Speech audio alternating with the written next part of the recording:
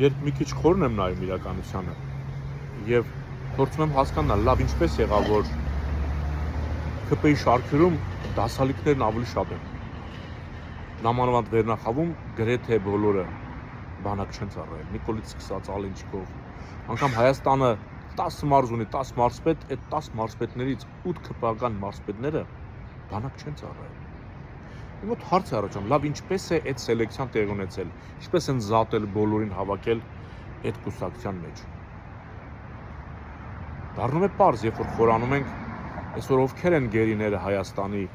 Ադրբեջանում, ովքեր Արցախի հետ առնչվել են։ Եվ նրանց նա գերի չի համարում Նիկոլը, որովհետև երբ Արցախը համարեց Ադրբեջան, այդ գերիները ավտոմատ դարձան հանցագործ։ Իսկ Ալիևը չէր ցանկանա հանցագործների հետ ինչ-որ բան քննարկել։ Եվ ինչ-որտեղ այսպեսի պատահականություն չէր կարող լինել, որ Հայաստանի վերնախավը լինեին դասալիքներ, Արցախի հետ կապ չունեցած զինծառայության առումով մարդիկ, որ Ալիևը հետները շփվելուց նրանց հանցագործի աչքերով չնայր, իբրև հանցագործ չնայր։ Ես այսպեսի բան եմ նկատում, որ ԿՊ-ն ձևավորելիս նրանք անպայման նախընտրությունը տվել են թուրքերը եւ Ալիևը, որ նրանք պետք է բանակում ծառայած չլինեն, որ նրանք Արցախի հետ